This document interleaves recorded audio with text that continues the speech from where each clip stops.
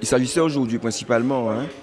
de rencontrer l'ensemble des acteurs, puisque aujourd'hui nous sommes en copilotage avec l'État sur le projet de contrat de ville qui arrive justement à échéance au 31 2023, pour lequel justement nous avons travaillé pendant un certain nombre de temps. Et fort quand même de l'expérience que nous avons réalisée, en fait que nous avons menée,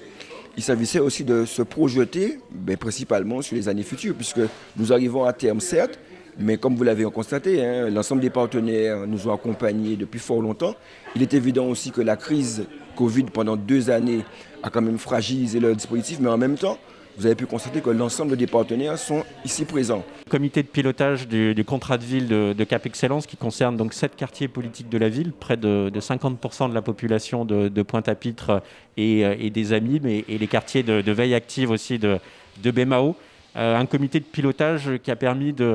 d'acter près de 2 millions d'euros de financement, porté par moitié par l'État, porté par moitié par Cap Excellence, et qui permettent de financer des projets. Plus de 130 projets qui ont été sélectionnés, qui sont portés par des associations locales au bénéfice des populations des quartiers prioritaires de la politique de la ville sur les Abîmes, BMAO et Pointe-à-Pitre. Donc, 3 piliers qui structurent ces actions. La cohésion sociale, une notion extrêmement importante suite évidemment aux différents temps difficiles que notre territoire, comme l'ensemble du monde, a traversé autour de cette crise épidémique. Donc le soutien à la solidarité entre tous les habitants, le développement économique, comment proposer des formations, de l'insertion, de la structuration du monde économique pour donner des opportunités d'accès à l'emploi ou à des formations, et un pilier aussi cadre de vie pour essayer d'embellir au maximum la ville. Et puis vous savez évidemment que sur Pointe-à-Pitre et les Abîmes, un grand projet de renouvellement urbain est en cours de réflexion avec des destructions d'immeubles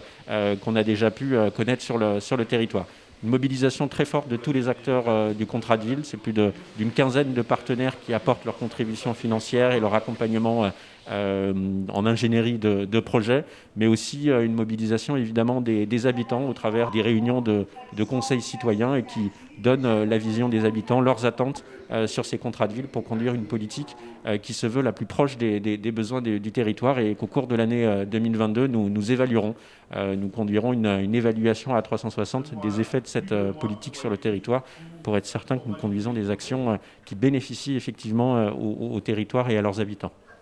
Donc on ne peut que se réjouir quelque part au nom du président Éric Jalton, président de Cap Excellence, qui vraiment voulait mettre l'accent fort sur l'accompagnement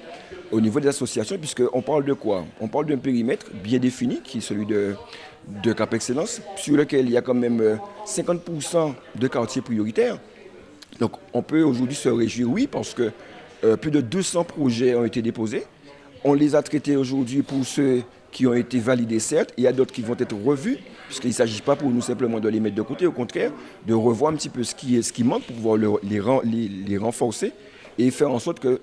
aussi bien dans le domaine économique, le domaine social, dans le cadre de vie même du périmètre, que tous ces partenaires, puisqu'il y en a quand même 21, renforcés évidemment par les conseils citoyens, en fait que tout un chacun puisse se positionner très clairement et nous accompagner beaucoup plus loin, parce qu'aujourd'hui, on peut quand même se réjouir, évidemment, que l'ensemble du périmètre, ça fonctionne. Ça fonctionne à tel point que nous avons évoqué tout de suite le fait que la réflexion soit menée non seulement dans le cadre de l'accompagnement des associations, puisqu'on a bien compris qu'il y a un périmètre, qu'il y a un dispositif, qu'il y a un public, mais parfois il y a certaines carences. Mais simplement, c'est juste accompagner, informer, pour que nous puissions enfin aller beaucoup, beaucoup plus loin, parce que la volonté, évidemment, c'est aller vers l'excellence.